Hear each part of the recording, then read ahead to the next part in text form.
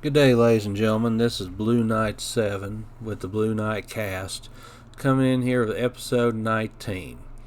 Switch games are how much? So, I've been haven't been uploading the last few days for different reasons. I'll just say personal reasons. Sorry about that. And but I have had a chance to watch the Nintendo Switch 2 Direct and watch related just see all the related news following the direct, and I wanted to go ahead and try to get the bad news out of the way today of this episode and just focus on the price of things, because that has dominated the discussion ever since. And I think even on the Nintendo Treehouse live streams, there the second part is going on today. Um, the chats are kind of dominated with talk about pricing of games, and yeah, it's a big deal, and I think all the outcry is fair. And but I wanted to get into why I think this is going on, and maybe discuss the best way to navigate this going forward. The ultimate answer is everybody's got to vote with their wallet in the end. And I do think this could cause Switch 2 to not sell at the same rate as Switch 1 long term. But we'll see how this goes. We may be looking at a variation of the 3DS moment before it's over. We'll see. I don't think it's all set in stone or over yet. But if you're listening to this, please like, subscribe, hit the notification bell. I am trying to put out content consistently, and I'm trying to reach monetization, 1,000 subscribers, so that maybe I can put it out very consistently. But please do that if you find it in your heart to hit that subscribe button and like this episode. So, just to cut to the chase, because I'm sure you've heard other people talk about everything by this point. Nintendo Switch 2 Direct, hardware looks great, games look great. I do think this is kind of a moment where we have a different Nintendo now that's kind of stepping up and saying, yeah, we'll compete with Sony and Microsoft. We'll just give them something interesting to compete with. I think that's sort of a overarching narrative to what we saw Wednesday that I don't think's been talked about enough. Everybody talks about Nintendo running in their own lane, or people want to argue that Switch 1 isn't really part of the PlayStation 5 and Xbox generation. I'm saying, of course it is. It just came out earlier. And Switch 2 is now starting up 10th gen. But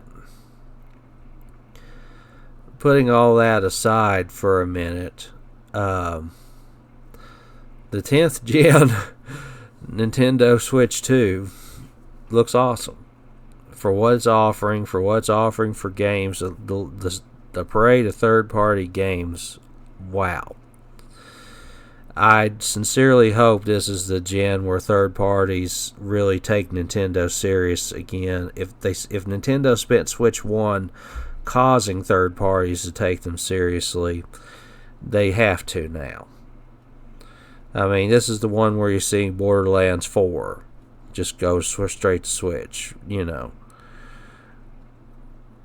This what we saw Wednesday was really during the direct was really something. I will brag about getting some predictions right. Metroid Prime did come back, and it was a Switch 2 edition game. So you could say it's going to be sort of a cross-gen by the time it comes out. Street Fighter 6, it showed up. To me, that was just low-hanging fruit, like Capcom. Give us a new mainline Street Fighter. They did. Cyberpunk, I kept saying it would come. Now, it blew my mind that it was a launch game. I'll say that. I wasn't really expecting Street Fighter to be a launch game either, but it was. So this is a pretty awesome launch lineup for me. On the indie side, Silk Song, they just dropped it casually. Damn, maybe we will get it in 2025. Fast Fusion. If you haven't played Fast RMX on Switch 1, download today and buy it. It was a launch indie game from Shin'en. Fast Racing Neo for Wii U. Then we get Fast RMX, which is sort of a remake for a remaster for Switch 1. It was Indie F-Zero. It was good. It was really good. It doesn't have all the story and lore and like the Saturday morning cartoon atmosphere of F-Zero, but it has the pure racing aspect of it. It was in graphics. It was just great. So Fast Racing Fusion, that's actually probably would be one of the first things I download for Switch 2. And so yeah, great lineup. DK looked good. Mario Kart World, I mean, that was the ultimate Mario Kart to me. I mean, we'll get into the price in a second, but I'll just say the game itself, quality, I'm not questioning it one bit. This is kind of what I was hoping it would be, in that you're actually racing Forza Horizon style in an open world. It's what I wanted, but here's what caused the uproar.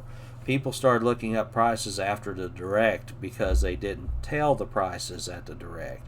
That'd be my one criticism of the Direct. They should have made things more clear while everybody was watching. But there was a lot of confusion and misinformation. But I'll try to skip all that and just say Mario Kart World, bought separately from Switch 2, not in the bundle, is $80 in the US. There's slightly different prices and adjustments in other countries. In some countries, the physical version of the game costs $10 more to make it something more like $90. But in the US, if you want to buy Mario Kart World as a separate game, not bundled with Switch 2, it's going to be $80. Now, that caused a big uproar because 80, that's sort of like hitting a high mark. And I do think people, after Tears of the Kingdom being released for 70, were expecting maybe Switch 2 to kind of catch up with PlayStation 5, let's say, and start selling $70 games. I think that was kind of expected, and it would just be an ouch, and we knew there would be some budget games that would be less than that, but $80 was kind of a big deal, and I don't know if it has totally spoiled what they did Wednesday yet, but they shot themselves in the foot with that. They have really burned up some goodwill quickly, and I don't know, it's just kind of frustrating. Now, if we talk about why they did it, I think experts are going to give you a whole list of reasons, such as micro SD Express technology costing more, the cards getting more expensive. I think you're going to hear about inflation. I think that is probably a big one. I think you're going to hear some talk about uncertainty with tariffs and nonsense, even though President Furukawa was asked about it, and he said, we're handling it like they wasn't really concerned about it. I think there maybe, even though like downloading an $80 software off the eShop isn't necessarily tariffed, I think they may be trying to future-proof a little bit. I do, for profitability. But by making it very profitable. But, you know, it just kind of sucks.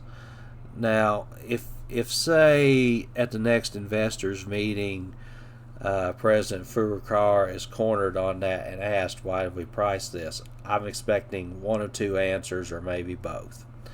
The first is, I think they're just going to say they believe those games are worth that. I think the main primary reason we're seeing some $80 games is Nintendo is identifying some titles as what they think are their top tier work, and they are going to say it is worth 80 and game prices should be higher. I think that is what they are going. I think it will sound greedy and arrogant, and I think they'll just do it. I mean, there's already been talk throughout the sphere of game prices going up.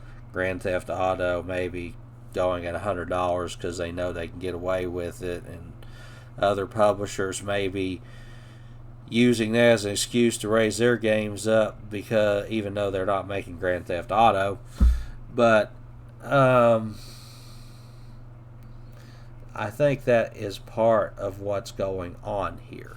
And I'm just going to flip to the browser just to talk a little more about this. I looked it up myself on this same calculator, but this gentleman on X just made it real easy for everybody to see. If you put in $59.99 from March 2017 when Switch 1 launched to February, because that's as far up as the calculator will let you go right now, it is $78.51. So that Breath of the Wild copy I bought back in March 2017 at the midnight launch for Switch 1 is the equivalent of $80 today after our inflation spikes following COVID and everything else. I know people hate it when people still bring that up, but that was a momentous moment in time for our economy, and we're still feeling it.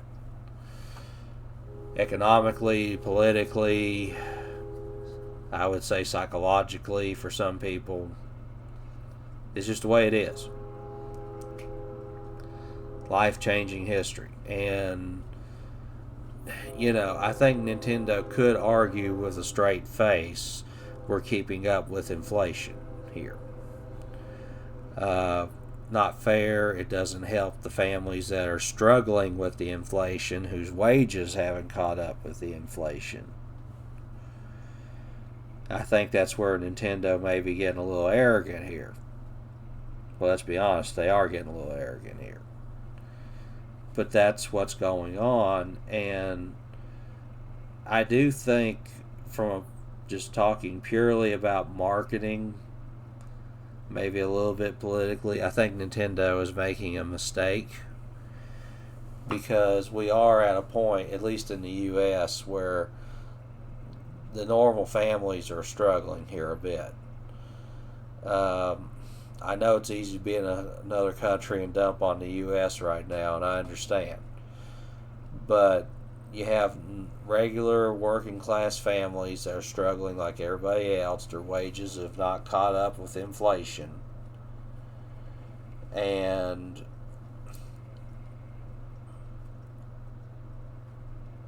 it's just going to suck. I mean, were there worse times in our economic history? Yes.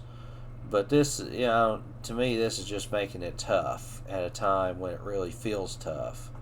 And I think Nintendo has shot himself in the foot from a goodwill perspective. Could they have hit 70 for now and just made sure everything they put out was at 70? I think so. I don't think that would have generated the response they're getting now. They're saying we're big, they're saying we're playing ball with Sony and Microsoft more or less with this. They hadn't said that, to be clear, but to me that's what I take from a lot of the things they announced. And they should have just went for 70. That would be my answer. Now, that being said, I want to show you, a lot of people went to Target here because they put up a few entries. I think this tells a little bit, but yes, Mario Kart World, $80, physical game. Donkey Kong Bonanza, the game coming in July, it's $69.99. And then down here, before I get to the other two in the middle, down here we have the Switch 2 edition games. And we're seeing a little bit of difference here. Breath of the Wild is $69.99 again. And keep in mind, it's just simple up-resing, HDR, improved frame rates, access to that Zelda's Notes as part of the NSO app. Legend of Zelda Tears of the Kingdom, $79.99 too, which is kind of the same package, but keep in mind Tears of the Kingdom was $70 on Switch 1 to start with. Mario Party Jamboree, $60 on Switch 1. Now we got it for $79.99, though it does kind of add some DLC with new game modes that use the Switch 2 camera. So there's that. You could say it's $20 DLC in a way that includes the next gen patch. Kirby and the Forgotten Land, also the same situation, $79.99. Adds a star-crossed world scenario. I'm sure it adds like 4K and HDR. Now, just real quick on these Switch 2 editions, I get adding something of value for whatever coding they do for the patches. I also get that you could argue there's some DLC content here as well for $10 or $20. But again, people are struggling. If you were one of the, I'll say 10 people that didn't buy Breath of the Wild for Switch 1, $70 probably isn't a big deal because you're getting DLC with it and that you didn't buy before, and you're getting the Switch 2 packaging. But Tears of the Kingdom, Mario Party, Kirby, do you not think it might have been helpful to mark down the value of the base game about $10 or $20? These are older games now. And I get a couple of them were recent, but like Tears of the Kingdom is 2 years old. Mario Party Jamboree, a few months old, okay, whatever. Kirby and Forgotten Land, also about 2 years old. Breath of the Wild is 8 years old. Could they not mark these down a little bit? I mean, they could have been $60 games, and people might have bought them because they're getting up-res and all that. I mean, some people are complaining about other remakes on Switch 1 costing full $60 being a problem. You'd think they could have marked them down or worked it to where it was more like $60 for these. $50, $60. That's just my opinion. Pay for the extra work, sure, but also acknowledge the base game's a little old. And then on this top row, we have $79.99, $69.99 for the two new Switch games from first party.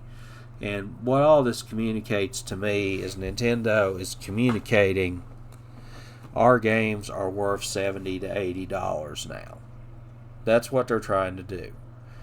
If 70 wasn't enough, there's going to be a few that they are calling top tier, Mario Kart World being one of them.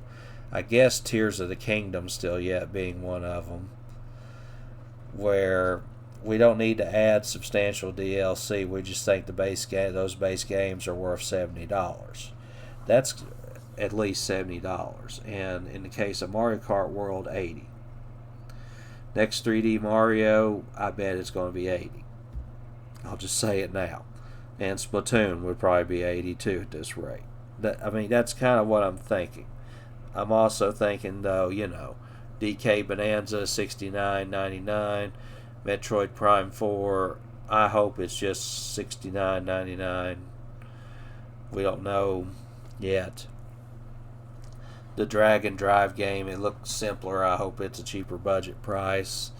And, I think there are still going to be some cheaper price games in the mix. And Street Fighter 6, Bravely Default Flying Fairy kind of reinforced that, though they are just key cards for physicals. I'll get into that in a minute. But, there is a point at which they're saying, okay, we're not going to charge you 70. So I think there's still hope. I think there's still games to buy. And my advice is vote with your wallet. I wouldn't buy these new physical Switch 2 edition games if you don't have Kirby's Forgotten Land, like I do not.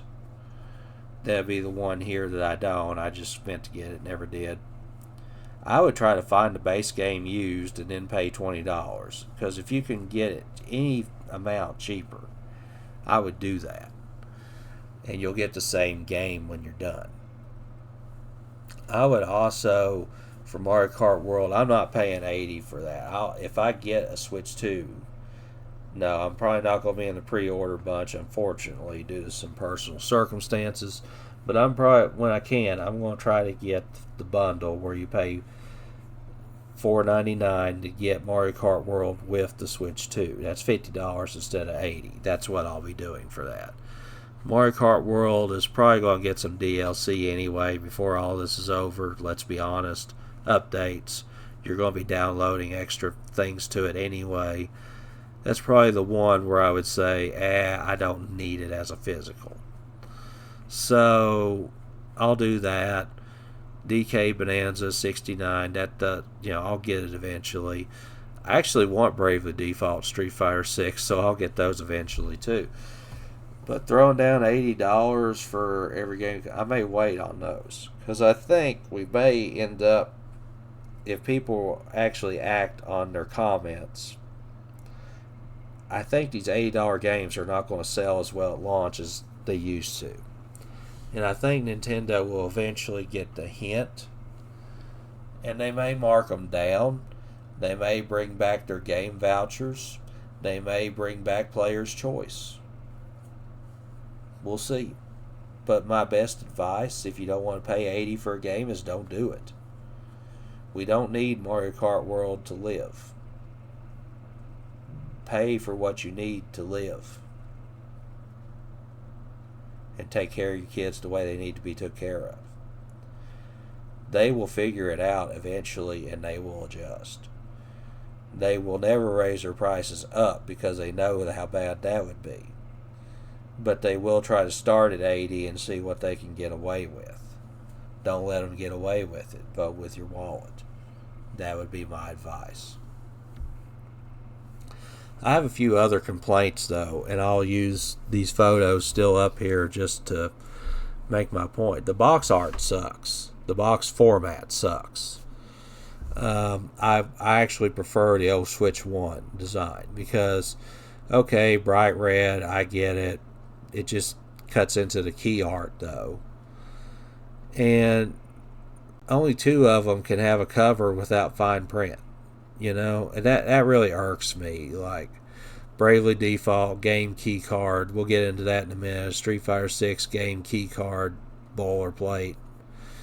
Down here on the Switch 2 editions, they have to have some legal jargon explaining that they are Switch 2 editions. The games themselves, I'm sure, are great, but it just kind of ruins them for me. And I go to this because this is sort of basically on X, a user on X broke down the Japanese yen prices that are available for these upgrade packs. It looks like it's going to be $10 more or less to upgrade a game that you switch one game you have that doesn't add any new content. But if it has anything like a DLC expansion, Mario Party, Kirby, $20. If you kind of frame these as a kind of DLC, I guess that's not terrible, but like I say, they're trying to hold value on base games at like 60, 70, 80, and that's the problem. And it's also possible, it looks like Switch Online members, the people who subscribe to the online service, will get some of these upgrade packs at no cost. So if you have Breath of the Wild or Tears of the Kingdom, that's the ones that's been outright stated to get this. you'll be able to get those packs for free. So I already subscribed to it, so at least I won't have to pay for it. So there may be little things, just soak in the news as it comes in. There's probably going to be some ways to work this system a little bit. Oh yeah, another thing that really annoyed me, but it's very Nintendo in itself, the Welcome Tour game. Seemed interesting. Seemed like something I might spend 10 minutes playing through just to do. But if you look at the Japanese yen again, they're charging about $6 for this. Not a big deal, but why Nintendo? And yeah, I'm probably just going to skip that. Nintendo historically has been very much against packing games, and they really try not to do it unless they feel like they have to. This time is one of them days where they feel like they don't have to.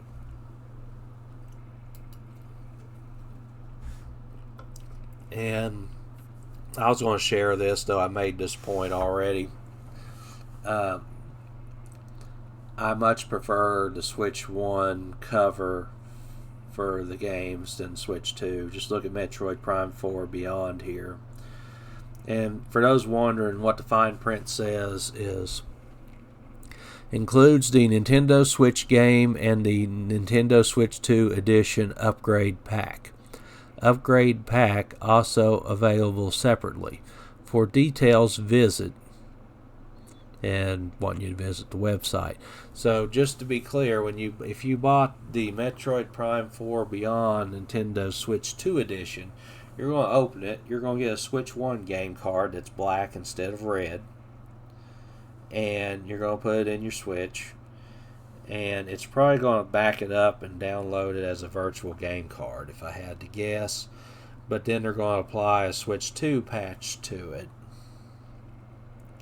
which will give you the Switch 2 enhancements, to which I will say this is probably going to be the Switch 2 Edition game to actually buy, because you're going to get HDR on Metroid Prime 4, 4K on Metroid Prime 4, and 4K 60 and 1080p 120 on Metroid Prime 4. Retro is probably going to make this one worth it. And without having seen the price yet, I'll admit, this is probably the one where I'm going to say, shit, I got to buy this game for $80.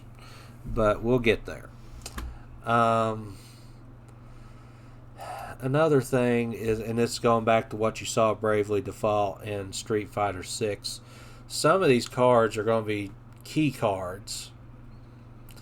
And the author of this Nintendo Life article about it is just making it sound like the worst thing ever. And I agree, it's not good.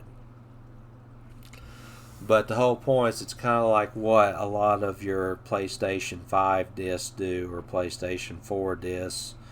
You put it in, you have a physical, you put it in the system, it kind of unlocks the game on the server for you, and it downloads the game. The game is not on the card. It's just something you insert into your Switch to tell your Switch, oh, you own this game.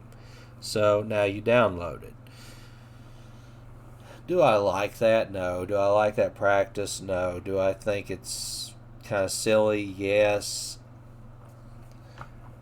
I do like this one hair better than, say, when I bought my physical edition of Overwatch for Switch 1 back in the day. Yeah, I was one of those idiots. And I got a code in the box. So, for me, having this is a little better than the code in the box. At least you feel like you have a little game card to put on your shelf of games. But is it really that much better? Not really. So, it's kind of stupid. But if you're a box collector, here you go. You're going to have some of these. Probably more so than you did in the Switch era. Though keep in mind, with Switch 1, you had games like Lego City Undercover where Warner Brothers bought the smallest capacity game card possible and made you download the rest of the game. So we've been here, effectively. So for me, it just kind of sucks, but we're probably going to get a little more of that as we go. And as they're showing here, they're all going to have this ugly ass uh, game key card. If you can tell, I'm a little more unfiltered on what's going on here than usual. So, it is what it is. It stinks. Uh, all digital future, baby. It has made me wonder if I might as well just go all digital on Switch 2, because apparently with the virtual card feature you can back up your physical Switch 1 games on Switch 2. But then you gotta pay for those expensive micro SD Express cards, I don't know. I feel like I got a lot more money to save up than what I have saved up for this. But that's just the way it is. I'm probably still going to end up buying physical much as I can, but there's going to be a lot of moments like this where I'm like, why? Why bother? And I will try to end this on a little more of a high note, though. The system itself is good. NVIDIA did come out and give some technical details and confirm some things that had been rumored all along or expected all along. But long story short, yeah, NVIDIA is providing the tech in the Switch 2. It is a new custom chip, the T239, we have heard so much about for the last few years. And they say that it's basically 10 times the performance of Switch 1's original graphics chip. They made a long blog post about it, and they did stress, yes, it has dedicated ray tracing cores and tensor cores for DLSS. So that it has all the things you'd expect out of a NVIDIA graphics card these days. It has. It may not be their It's not a 5080 or a 5090, but it's a NVIDIA card that has tensor cores, RT cores. You're going to get some games with ray tracing. I suspect Cyberpunk will have it, though they haven't really shown it that way on Switch yet. And it'll be great. And then you pair it with Nintendo Switch's screen at 120 frames per second on games that can handle it, and 4K. We may not have the most advanced games of this generation, but the ones that can run on Switch have the potential to run very well. Cyberpunk 2077 will probably be the one that tells us what all we should expect. And I'll get into that in a future episode, I'm sure. But that's what we should be getting out of it. Digital Foundry is basically saying it hits the mark about what they expect it should do. And yeah, about every rumor you've heard ended up being true. And we have the Switch 2 that we wanted. We can talk all day about the prices and the complaints. I do think we still need to find a moment just to be happy that Nintendo's trying to give us what we wanted, even if we think they're getting a little greedy on their game title price. So, don't kick them to the curb just yet. Just treat them like the very active girlfriend you have right now, where you just want to try to help her see the error of her ways. Or the boyfriend, to help him see the error of his ways. Smack him good. We may have to smack Nintendo good once. We'll see what happens. Thank you for listening to this episode of the Blue Knight Cast. Thank you for your time. Please like, subscribe if you enjoyed listening to this. I enjoy doing these. I will try to be more positive with other with other gaming news and stories in the future. This was just a big one we had to get out the door today, so I just did it so I don't have to talk about it as much later. I hope everybody here has a good day, and See you later.